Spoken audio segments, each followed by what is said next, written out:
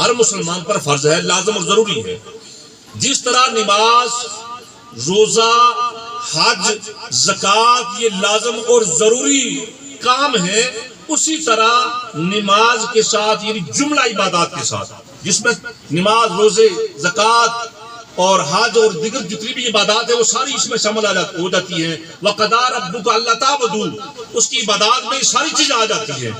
اس نے حکم دیا، وَقَضَىٰ رَبُّكَ، تمہارے رب کا یہ حکم ہے، اللہ تعبدوا، اسی کی عبادت کرو، الا اياه، اس کے سوا کسی اور کی عبادت نہ کرو۔ وَبِالْوَالِدَيْنِ إِحْسَانًا، یاد رکھو جتنی ضروری نماز ہے، جتنا ضروری روزہ ہے، جتنا ضروری زکوٰۃ ادا کرنا ہے، جتنا ضروری حج ادا کرنا ہے، اتنا ہی ضروری ماں باپ کی خدمت کرنا، ان کی تابعداری کرنا، ان کے ساتھ حسن سلوک سے پیش آنا بھی ضروری ہے۔ اور یاد رکھیے جو بندہ نمازی ہو، روزے دار ہو، حاجی ہو، مجاہد ہو، میدان کارساز کا غازی ہو، جو بھی ہو، اگر وہ ماں باپ کا تابعدار نہیں ہے تو اس نے اللہ کے اس حکم کی حکم ادوری کر دی، جس میں اس نے فرمایا کہ میری عبادت کرو اور ماں باپ کی اتباع کرو، ماں باپ کے ساتھ اس نے سلوک سے پیش آؤ۔ یعنی اس نے تراس لگا کہ ایک حکم کو تو مان لیا، دوسرے کی حکم ادوری کر دی۔ اس کی مثال میں آپ کو دیتا ہوں، یہ ساری چیزیں ایک طرف رہ جائیں گی کیونکہ یہ حقوق اللہ میں ہے۔ آپ سب جانتے ہیں، آج تک آپ سنتے آئے ہیں، حقوق دو طرح کے ہیں، ایک ہیں حقوق اللہ اور ایک ہیں حقوق العباد۔ یاد رکھیے حقوق اللہ اللہ کی طرف سے، اللہ کی ذمہ ہے، وہ چونکہ ہم اس کی جو اسمائے حسنہ ہیں ان کو ہم سنتے ہیں، اس میں جہاں وہ جبار و قہار ہے وہاں وہ رحیم و کریم بھی ہے، وہ مہربان ہے۔ دیکھو کتنا مہربان ہے کہ جو اس کا نام لے اسے بھی رزق دیتا ہے، اور جو اسے نہ مانے اسے بھی رزق دیتا ہے۔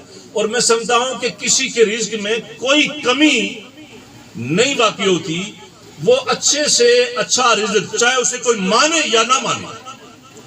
آپ نے سنا ہوگا ابراہیم علیہ السلام کا واقعہ کہ آپ کے پاس ایک شخص آیا، اس نے کہا کہ میں اتنے دن سے بھوکا ہوں، مجھے کھانا کھلاؤ۔ تو آپ نے فرمایا چونکہ تم میرے رب کو نہیں مانتے، اس کا ذرا کلمہ پڑھ لو تو میں آپ کو کھانے کے لیے دوں گا۔ اس نے کہا میں نہیں مانتا۔ اس نے ایک دو مرتبہ ریکویسٹ کی لیکن آپ نے اسے ٹھکرا دیا، وہ چلا گیا۔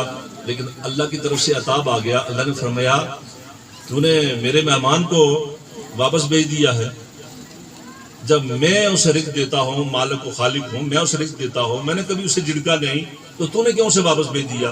تو پھر ابراہیم علیہ السلام نے اسے واپس بلایا، اس کی خدمت کی، سو اینڈ سو، پھر اس نے کلمہ پڑھا، مسلمان بھی ہو گیا کہ اگر میرا رب اتنا مہربان ہے کہ میں اسے نہیں مانتا پھر بھی مجھے وہ رزق دیتا ہے تو وہ کتنا مہربان ہے۔ اس نے کہا یعنی یہ ہے اخلاق حسنہ، اس نے کلمہ پڑھا اور مسلمان ہو گیا۔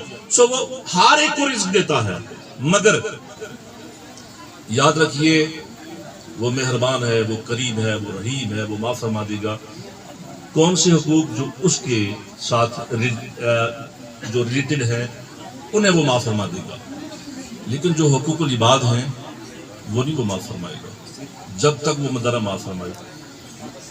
آپ کو